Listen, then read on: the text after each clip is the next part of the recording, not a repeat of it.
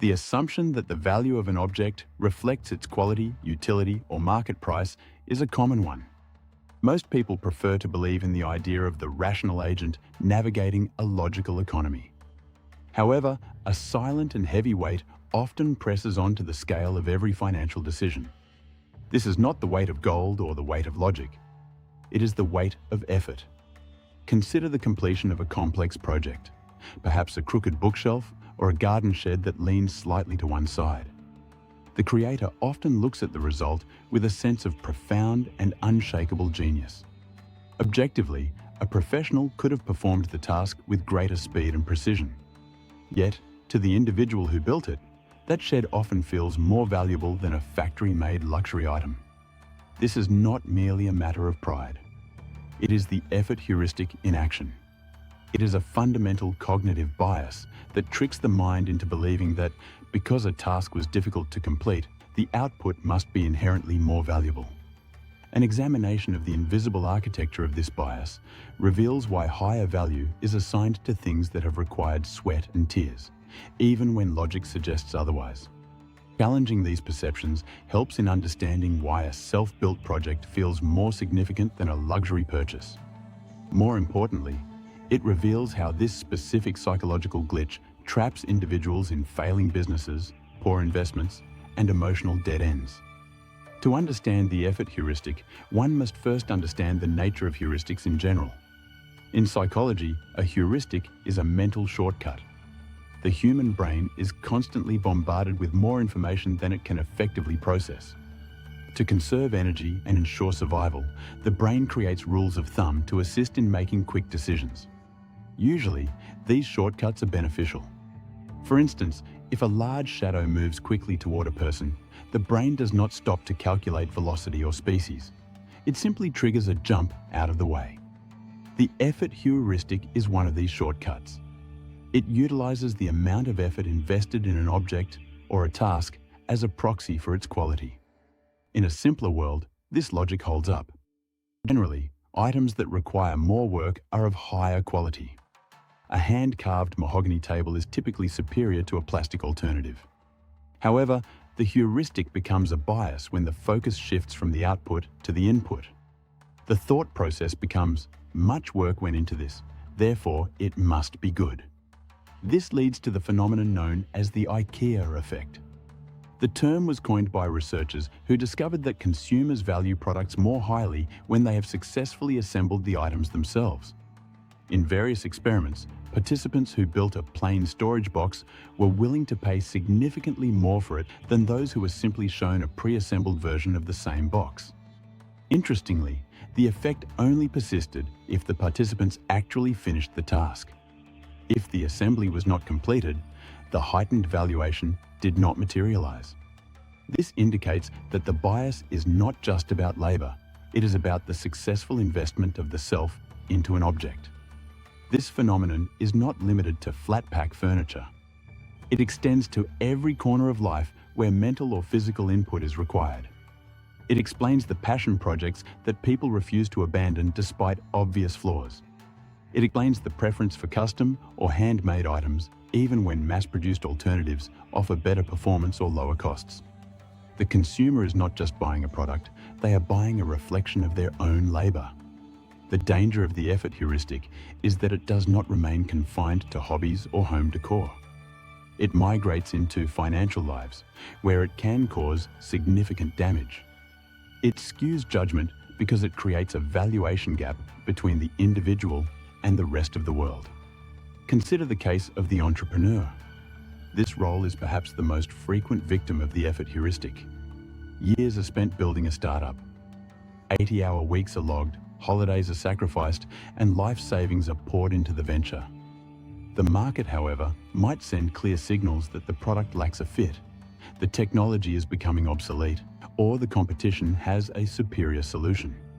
A rational actor would observe these market signals and choose to pivot or exit. But the entrepreneur is often blinded by the effort heuristic. Instead of a failing business, they see years of their life. There is a belief that because the work was so hard, a breakthrough must be imminent. This confuses the intensity of labor with the inevitability of success. This is often where the effort heuristic merges with the sunk cost fallacy. The feeling persists that walking away would be an admission that all previous effort was for nothing. Consequently, more capital is thrown after bad effort. The stock market offers another example. Investors often hold on to stocks that they researched tirelessly.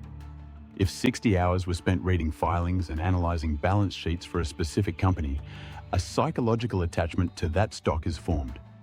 When the market shifts and the price begins to fall, the effort heuristic suggests that the research must be correct because it was so thorough. The investor values their effortful analysis over the objective reality of the market's price movement.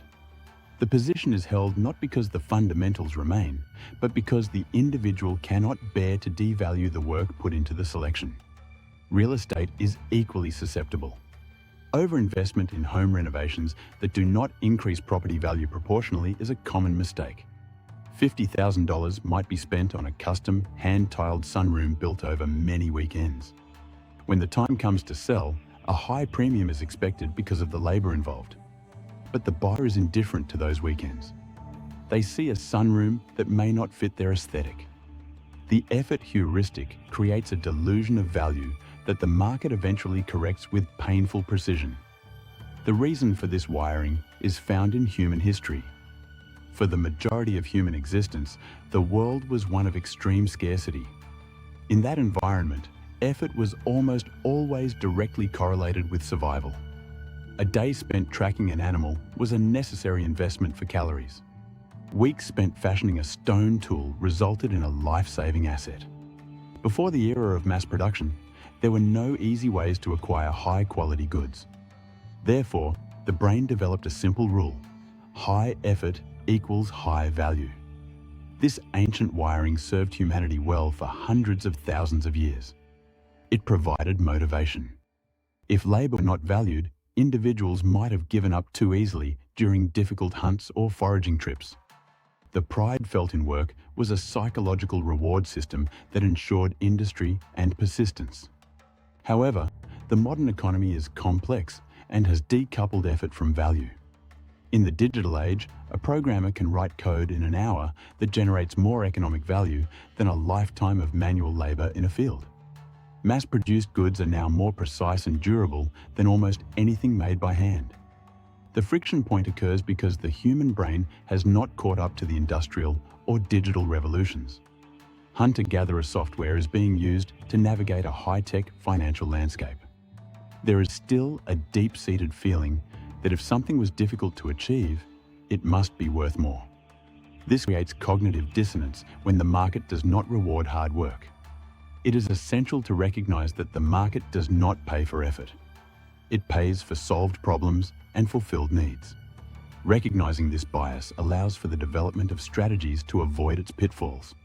More importantly, it allows for this knowledge to be used as an advantage. The first step is emotional decoupling. Projects and investments must be viewed through the eyes of a stranger. When assessing a project, the question should be, if this were found on the street today, what would be a fair price for it? Removing the narrative of creation is essential for objective evaluation.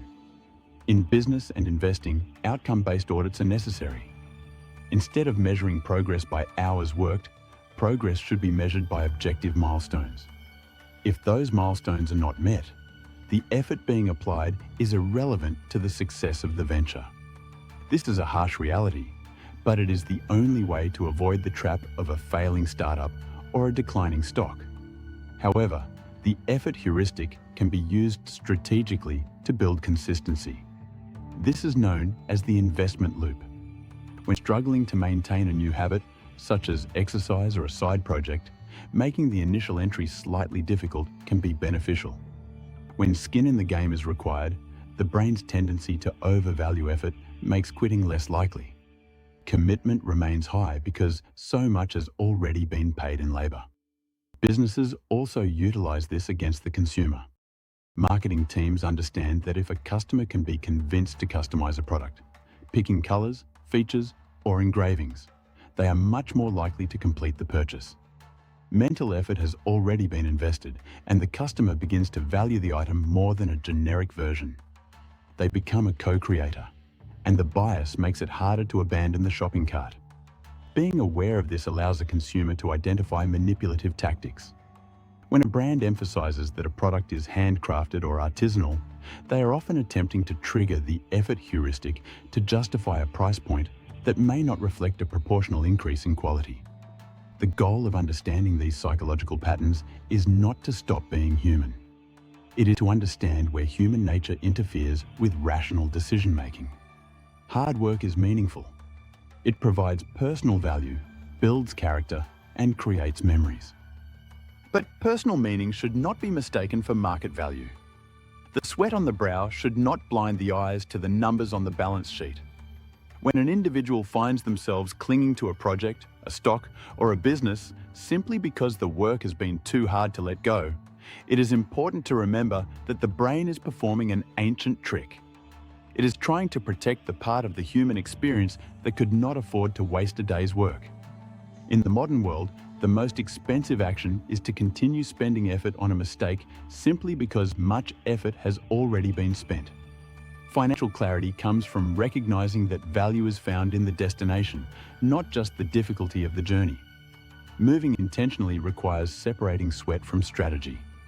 The tendency to conflate difficulty with worth is a systemic pattern. It appears in the way society views career paths, education, and personal achievements. Often, the harder path is seen as the more noble one, regardless of the actual utility of the outcome. This can lead to burnout and misallocated resources on a massive scale.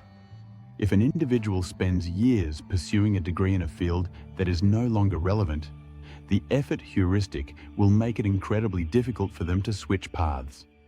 They will feel that they are throwing away those years of study, when in fact, the most rational choice is to stop investing time in a dead end. This bias also affects how people perceive the labor of others. There is a common frustration when someone performs a task easily and then charges a high price for it. The immediate reaction is to feel cheated because the effort appeared low. This ignores the years of practice and the high level of skill required to make a difficult task look easy. The value provided is the result, not the visible struggle. Shifting focus to the result allows for a more accurate assessment of value in all transactions. In a professional setting, the effort heuristic can lead to the glorification of busyness. Employees may feel the need to show how hard they are working rather than how much they are producing. This creates a culture of long hours and high stress that does not necessarily result in better outcomes for the company. When management values effort over results, the entire system becomes inefficient. To counteract this, focus must be placed on high-leverage activities. These are tasks where a small amount of effort leads to a large result. The effort heuristic naturally pulls the mind toward low-leverage, high-effort tasks because they feel more productive. Resisting this urge is a key component of effective financial and professional management. In the context of personal finance, this bias often manifests in the way people manage their own money. Some individuals spend hours clipping coupons or driving across town to save a few cents on gasoline. While this feels like productive financial management, the effort often outweighs the actual savings. The same amount of mental energy could be spent on high-impact decisions, like refinancing a mortgage or optimizing an investment portfolio. The effort heuristic makes the small, difficult tasks feel more rewarding than the large, simple ones. To move toward a more grounded financial life, one must audit where effort is being spent and what the actual return on that effort is. If the return is low, the effort must be reduced, regardless of how satisfying the work feels. This requires a level of detachment that is difficult to achieve, but necessary for long-term success. The human experience is deeply tied to the idea of struggle and reward. This is a powerful narrative that has shaped civilizations. However, in the realm of finance and economics, the narrative can be a trap. The market is an indifferent machine that cares only about the value delivered to the end user. It does not see the late nights or the personal sacrifices. By acknowledging the effort heuristic, an individual can begin to close the gap between their emotional reality and the economic reality. This allows for better decision-making, more efficient use of time, and a more stable financial future. It is about learning to value the self and the labor of the self without letting that value distort the perception of the world. Final clarity is achieved when one can look at a finished project and appreciate the work that went into it, while simultaneously acknowledging its objective worth. It is the ability to walk away from a bad investment without feeling that the effort was wasted, but rather that it was a cost of learning. It is the transition from reactive effort to intentional action. The path forward involves a constant questioning of motives. Is the current course being held because it is the best one, or because the energy already spent makes any other course feel like a failure? Answering this question honestly is the hallmark of emotional regulation and grounded reasoning. It is the difference between being a prisoner of one's own hard work and being the master of one's own strategy.